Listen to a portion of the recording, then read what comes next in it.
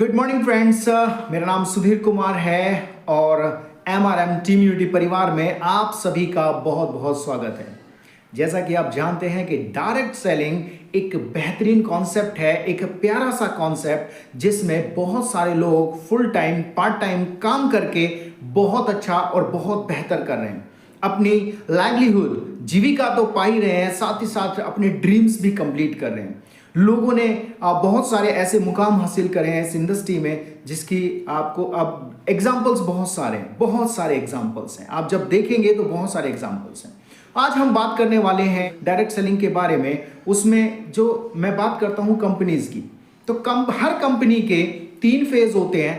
पहला फेज जो होता है वो पहले साल 2 साल का होता है, जिसमें कोई भी डायरेक्ट सेलिंग कंपनी होगी उसका जो पहला फेज होगा वो इसी तरह का होता है। उसमें हम डिस्ट्रीब्यूटर्स के लिए ज्वाइन करना बहुत रिस्की होता है। पता नहीं कंपनी 3 महीने चलेगी, 6 महीने चलेगी, 8 महीने चलेगी, 1 साल चलेगी, 1.5 साल चलेगी, पता नहीं। रिस्क बहुत ज्यादा होता है। लेकिन अगर आप देखेंगे कि जितने भी बड़े दिग्गज लोग हैं जिन्होंने बहुत बड़ा पैसा कमाया है वो इसी फेज में कंपनीज के साथ आए। आप देख लीजिए, आप जब डायरेक्ट सेलिंग के इतिहास पर नजर डालेंगे तो आप पाएंगे कि उन्हीं लोगों ने बड़ी सफलताएं प्राप्त करी हैं। उन्हीं के नीचे 30-30 लाख 25-25 लाख लोग एक व्यक्ति के डाउन में रहे हैं। लेकिन ये फेज रिस्की होता है, इसको भी हमें समझना पड़ेगा। तो हमें कंपनीज को बहुत बेहतर तरीके से समझना पड़ेगा कि इसकी क्या बात है, कहाँ सॉफ्टवेयर बन रहा है, एमडी की नीयत क्या है, प्रोडक्ट्स के रिजल्ट हैं या नहीं है, या पे आउट कैसे दे रही है कंपनी, या बहुत सारी ऐसी बातें तो नहीं है जो हवाई लग रही हूँ।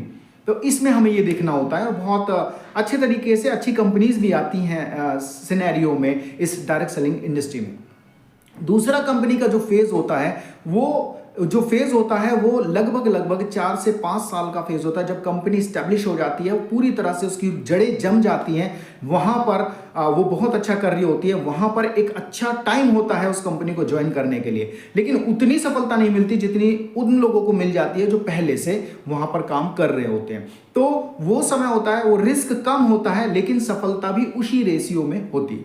उसके बाद एक फेज आता है 9-10 साल का। कंपनी पूरी तरह से, उसको कोई फर्क नहीं पड़ता कौन डिस्ट्रीब्यूटर उसके पास आ रहा है, कौन डिस्ट्रीब्यूटर जा रहा है, उसको कोई फर्क नहीं पड़ता। उसको अपने प्लान चेंज करने में कोई दिक्कत नहीं होती, प्रोडक्ट्स के रेट बढ़ाने में कोई दिक्कत नहीं होती। ये फेज ऐसा होता है जहां पर ज्यादातर डिस्ट्रीब्यूटर्स सिर्फ ताली बजाने का काम करते हैं और वो वहां पर स्टैब्लिश नहीं होता। लेकिन सफलता वहां भी मिलती है। मैं ये नहीं कहूंगा कि वहां सफलता नहीं है, वहां भी सफलता है। तो आप समझें, अगर आप सोचते हैं इन तीनों फेजेस में कौन सी कंपनी बेटर रहेगी, तो उसी के सिलसिले में मैं बात करना चाहूंगा कि एक कंपनी है जिसका नाम है MRM, Meta-rich marketing infotech private limited. एक शानदार कंपनी, प्लान बहुत शानदार है। प्रोडक्ट्स हम पिछले 3 महीने में 100 से ज़्यादा रिजल्ट की वीडियो ले चुके हैं। उसके बाद अगर मैं बात करूं, जो सॉफ्टवेयर बना है बहुत अच्छी जगह बना है, और जिस व्यक्ति ने स्टार्ट किया है वो भी बहुत डिसेंट है, एक अच्छी मैनेजमेंट के साथ में बहुत बेहतर हम करते जा रहे हैं।